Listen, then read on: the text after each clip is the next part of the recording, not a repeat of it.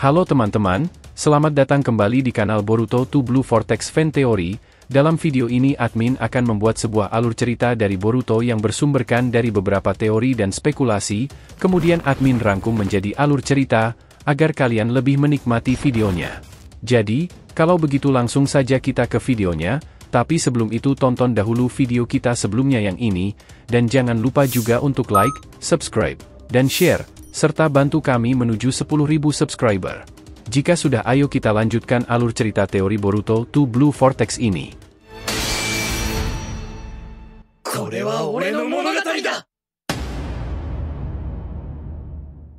Peringatan, ini adalah hanya fan teori, dan jadikan sebagai video hiburan di waktu senggang. Boruto episode 296 bagian ke-118, hancurkan segalanya. Adegan dimulai kembali di laboratorium Orochimaru. Orochimaru mengangguk perlahan, memproses informasi dari Hagoromo. Jadi, kau berpikir bahwa Shinju ini adalah hasil dari manipulasi genetik atau energi oleh Otsutsuki? Hagoromo menghela nafas berat. Ada kemungkinan besar. Otsutsuki memiliki kekuatan yang melampaui pemahaman manusia biasa.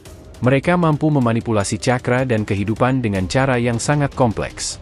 Shinju mungkin adalah hasil dari percobaan atau efek samping dari penggunaan kekuatan mereka yang luar biasa.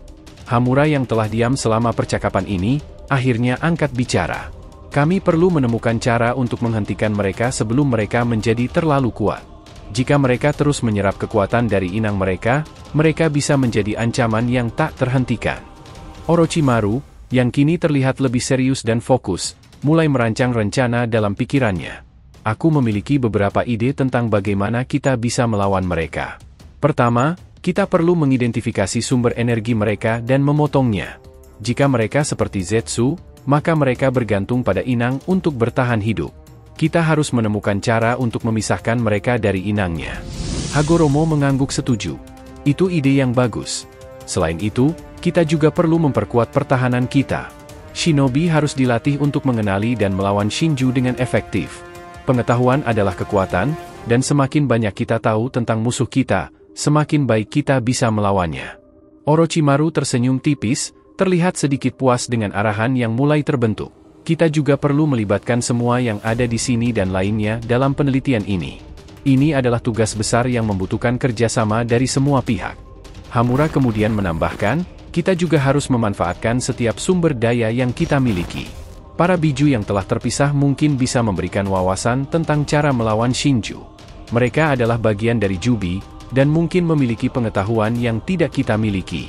Hashirama yang juga berada di sana kemudian bertanya, jika itu tak berhasil apakah ada cara lain? Hagoromo dengan kebijakannya kemudian menjawabnya, sejujurnya, aku tak memiliki pemikiran yang begitu luas, anomali ini di luar batasanku. Mungkin ibuku bisa memiliki jawabannya, tetapi tidak mungkin rasanya kita untuk membawa Kaguya kembali ke dunia ini, itu hanya akan menambah masalah di kemudian hari. Minato yang berada di sana juga menambahkan, ya, apa yang dikatakan Hagoromo memanglah benar. Untuk saat ini mungkin itulah cara terbaik yang bisa kita lakukan. Jika rencana tersebut gagal, kita pasti bisa mencari cara lainnya. Dengan rencana yang mulai terbentuk, mereka semua melanjutkan diskusi mereka dengan lebih mendalam. Orochimaru, Hagoromo, dan Hamura berbagi pengetahuan dan ide, merancang strategi untuk menghadapi ancaman Shinju. Mereka tahu bahwa ini adalah pertempuran yang tidak akan mudah, tetapi dengan kerjasama dan tekad yang kuat, mereka yakin bisa menemukan cara untuk melindungi dunia dari ancaman baru ini.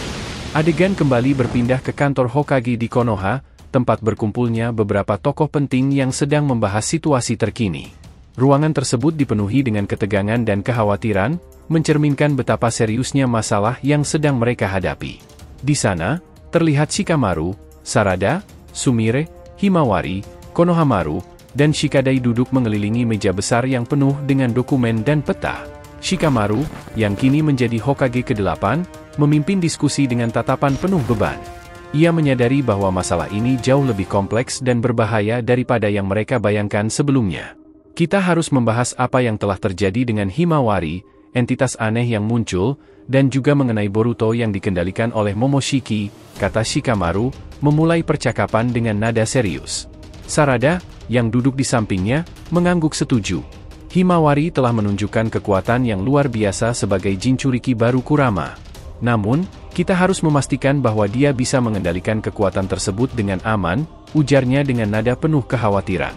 Sumire, yang duduk berdekatan dengan Himawari, menambahkan, kita juga harus mencari tahu lebih lanjut tentang entitas aneh yang muncul. Mereka bisa menjadi ancaman besar jika kita tidak memahami asal-usul dan tujuan mereka.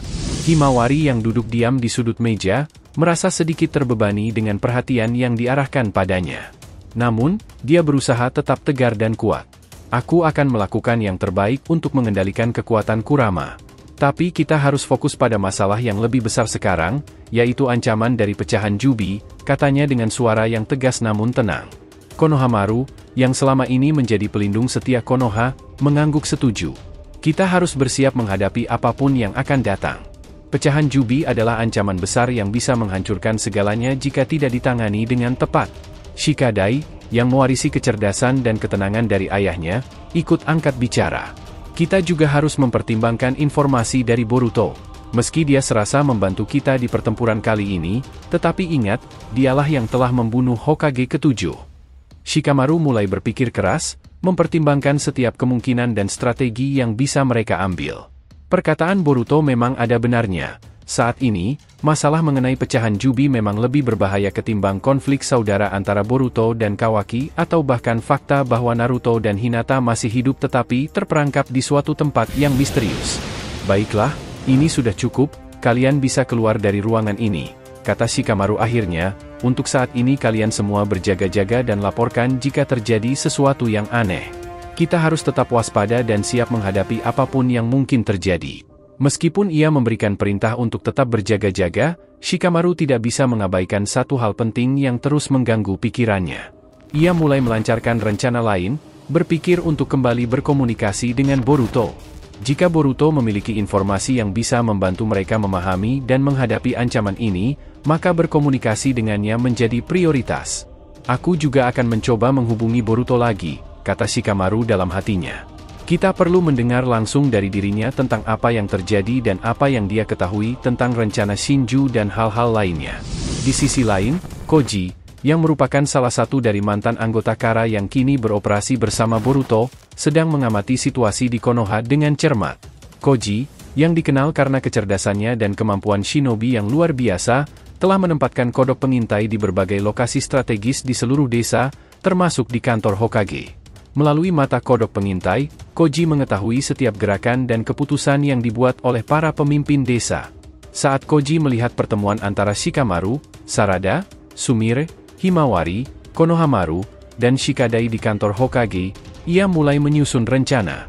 Ia menyadari bahwa Shikamaru berencana untuk menghubungi Boruto dan mendapatkan informasi penting mengenai ancaman Otsutsuki dan pecahan Jubi. Koji kemudian memberitahu kepada Boruto yang ada di sebelahnya, mengenai apa yang dia lihat di kantor Hokage. Sebaiknya kita bergegas ke tempat Orochimaru, kata Boruto kepada dirinya sendiri, dan setelah itu kita harus segera kembali ke Konoha.